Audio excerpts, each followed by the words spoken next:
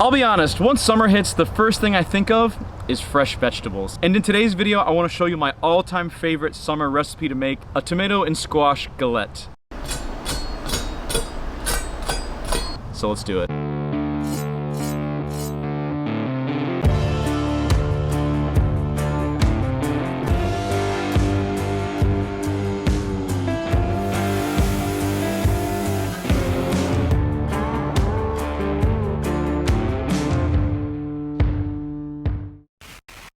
Hey guys, welcome back to another episode of Dishes and Fishes, where I show you how to cook and set hooks. I love living here in New England because there's farms everywhere, and in the summer there's fresh vegetables everywhere. But there's one farm here in Litchfield County that I think is better than all of the rest, and you have to go there if you're in the area. So let's go get the ingredients for today's recipe.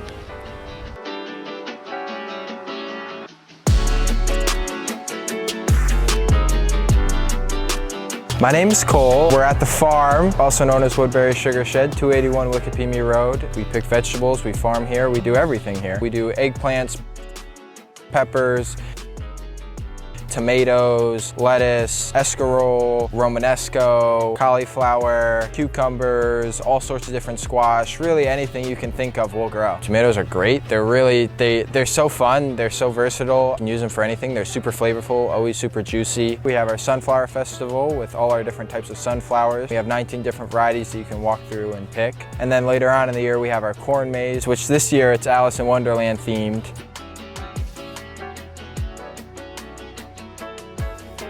All right, bag secure. Let's take it back to the house and get to work.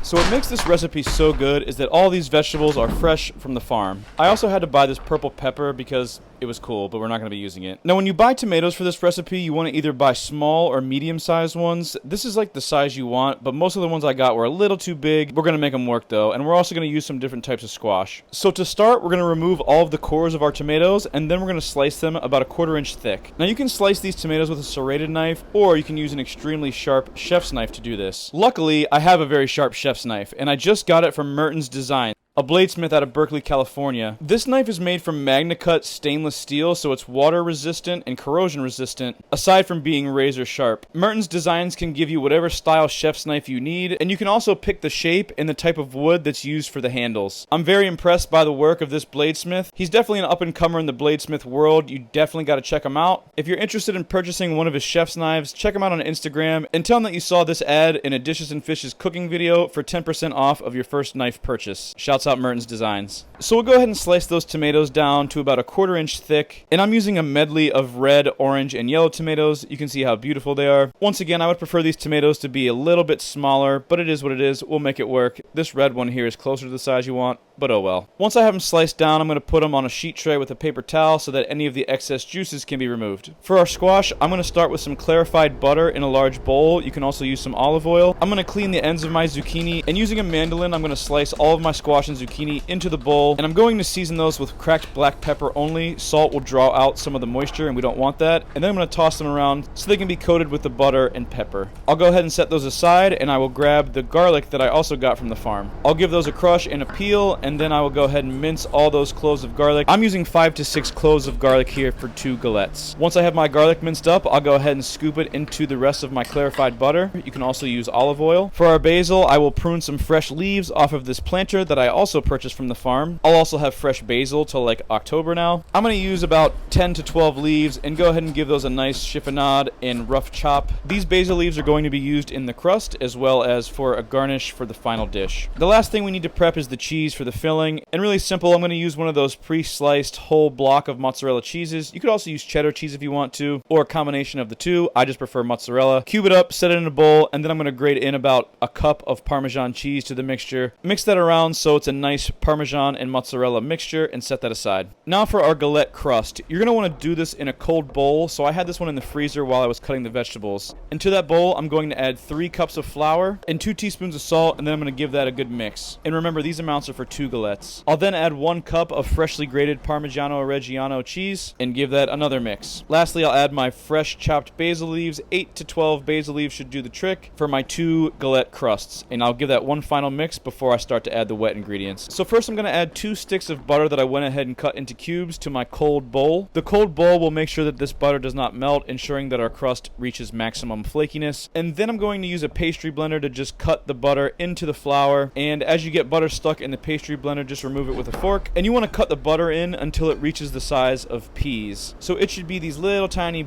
BBs throughout the dough. That's going to make our dough flaky, crunchy, buttery, steamy, and just amazing. Finally, I have 2 cups of cold water here, and I'm going to add those progressively and gently mix these with a fork. You'll need 1/2 to 3/4 of a cup of water per galette. Again, I'm making 2, so I'm going to add my water progressively, and once I can no longer mix the dough with a fork, I'm going to use a rubber spatula to just gently fold the dough together, and add water until you can form a nice loose ball like this. Once you can, preheat your oven to 425 degrees, and then we're going to shape our dough. You want this dough to be at least a 10-inch dinner plate in size, preferably bigger. So we're going to start with our sill pad on our work surface, and again, if you're following this recipe, half of our dough so far, because we're making 2. If you're only making 1, obviously just divide my amounts in half. And I'm going to just gently with my hands form the dough into a ball. It's just easier to make the dough round when you start with a little ball. And using a rolling pin, I'm going to take my time and just change my angle and keep rolling it and shaping it until it is as large as I can make it. Also, don't worry about reaching the edge of the sill pad because we're going to fold the edges up anyway. And as you're rolling this, keep in mind, the bigger it is, the more stuff you can fit inside of it, which is awesome. Once I've reached maximum capacity, I'm going to go ahead and plop that on a sheet tray that I'll bake it in. And then I'm going to brush the whole crust with some egg wash, just 1 egg mixed with a little bit of water. This is going to help with the crust browning. After that, I'll put down a layer of panko breadcrumbs. This is going to add a textural element as well as protect our crust from becoming soggy.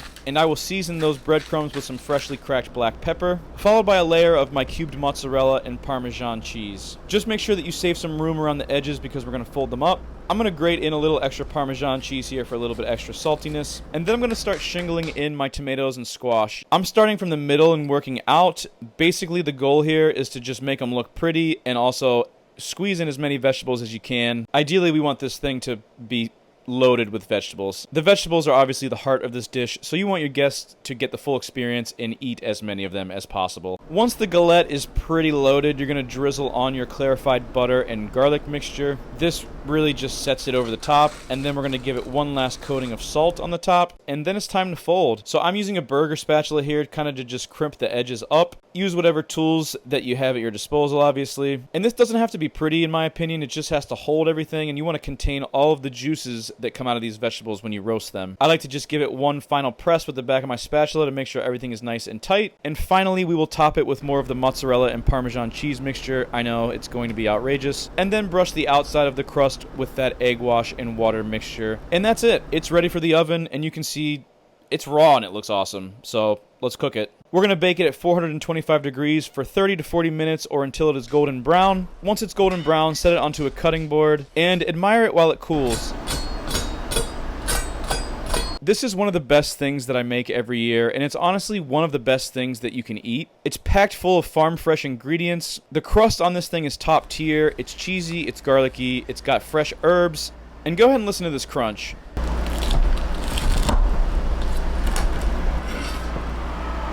Yeah, I know. It's amazing. So that's it, guys. Trust me, go get some vegetables from your local farm, make this recipe. It may just be your new favorite food in the summer, and at the very least, you'll be a hero to all of your friends. Shouts out to the farm in Woodbury, Connecticut. Thanks for watching, guys.